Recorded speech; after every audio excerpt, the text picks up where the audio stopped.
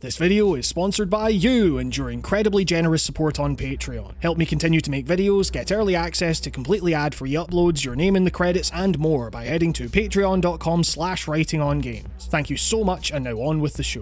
There are a lot of things you can say about CD Projekt Red's latest release, Cyberpunk 2077. It represents probably the biggest divide between different platform releases in years, meaning that a vast amount of people, at the time of writing at least, won't be able to see anywhere close to the very real potential I believe this game has. I mean, just as I was about to record this, Sony announced they're issuing full refunds and taking it off the PlayStation Store. It's been a while since we've seen a situation quite like this. The glitches, even on my new PC, put recent Fallout titles to shame. And it sucks because the developers that clearly worked insanely hard on this stuff are now bearing the brunt of the business decisions that led to the game being released in such an unfinished state. Why this wasn't delayed further baffles me to no end, and I can totally understand the impulse of disappointedly requesting a refund if that stuff was too much for you. Even if, for me, the guy that made that Star Citizen video last year, I've grown a remarkably high tolerance for this kind of thing. In terms of the fundamentals of the game's design though, the stuff that's harder to fix,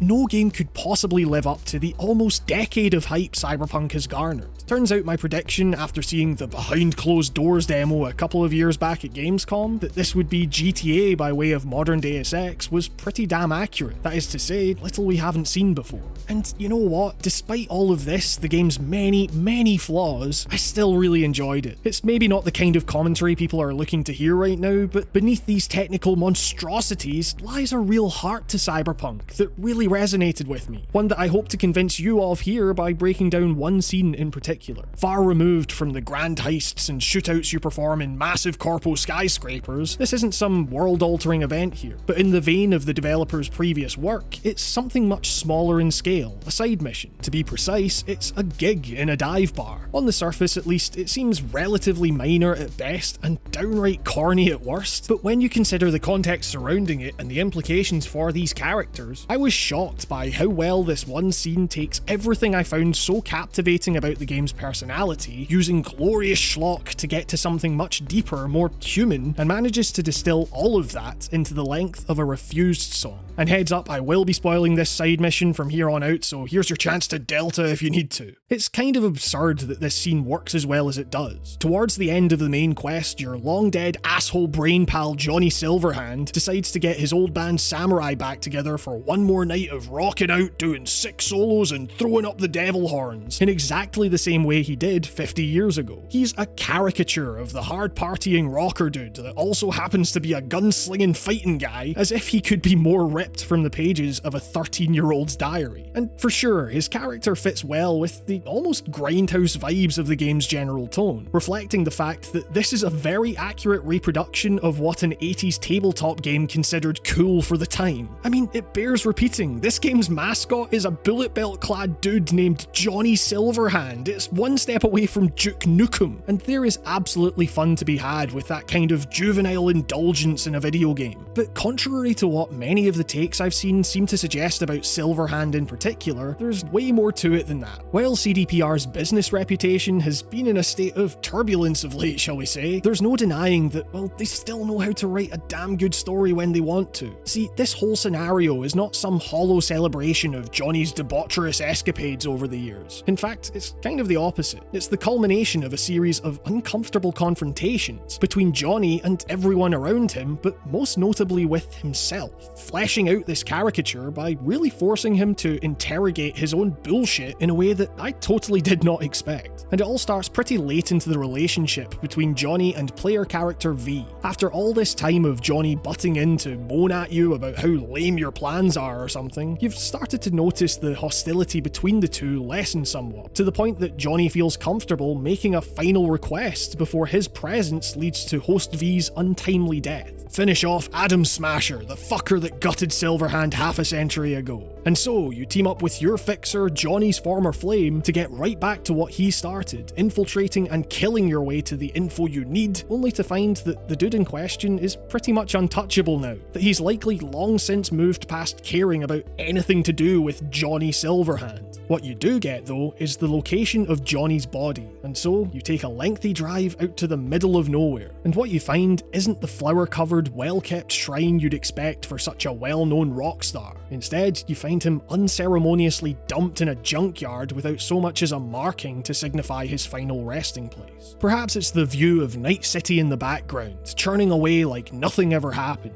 But it's here that Johnny's final request of V takes a turn for something more personal and reflective. Johnny was supposed to triumphantly take revenge here, tying everything up in a neat little bow and emerging as the lone hero of this tale. But the game suddenly and unapologetically confronts him with the fact that such a heroic narrative doesn't jive with the myriad loose ends he has left in his wake. The friends that he consistently fucked over with his destructive habits, under the guise of some noble desire to change the world that no one else could possibly understand, man, that all ultimately amounted to a need to feel superior to those around him, denying the very real help he's been offered at every turn, and berating those offering it as weak. It's a pretty striking thing to see this ghost go from a single-minded, selfish asshole to realizing that for all his bluster about how you as a player couldn't possibly live up to his rebellious ideals, that you're the only person he's got left. And given how he's treated you, it's certainly not by choice. And what follows is pretty surreal. Johnny asks to use V's body to, well, check in on his buddies and former bandmates, leaving them unsure of how to react. He goes on a date through V. He reminisces about the good old days, all while these people are left reeling as to what the fuck is even happening. How this stranger is somehow channeling the musical abilities and personality of their late friend. Why he's decided to show up now after 50 goddamn years, a period of time that hasn't exactly been kind to these individuals. You see frontman Kerry, now a money-making machine for the corpo record label that could be dropped at any time for a more profitable model. Keyboardist Nance has changed her name, attempting to distance herself from her past and establish a career in investigative journalism, trying and failing to get a scoop on what's new in her former field and having to suffer a great many fools in order to do so. People have either moved on to an unfulfilling new identity or they've remained in a depressing state of arrested development, targeting each other as outlets for their misplaced rage rather than the corpse they used to so angrily fight against. And while Kerry is the only one to know that it's actually Johnny in V's head rather than just some young upstart looking to fill in on guitar, you're constantly reminded that all of this existential anguish is anchored to Silverhand, the figurehead of their former collective identity, whose initial charisma lured them all in, gave them some kind of purpose before he treated them all like shit and bailed. His sudden death leaving those close to him entirely in the lurch, unable to process what to do next, unable to move on. Which brings us on to the gig suggested by Kerry. It's at once a chance for these people to affirm who they actually are, say the fuck yous they never got to say, both to each other and to Johnny, whether directly or otherwise, but also to mourn him, gaining some kind of closure on all this stuff they were forced to live with for half a century, realizing that if anything, the world is worse now than it ever was. It's a mess of unprocessed emotions on the parts of everyone involved, directed at everyone involved. Guilt, joy, nostalgia, anger, which is what makes this outwardly cheesy representation of a dive bar punk show, devil horns and all, feel somewhat less contrived.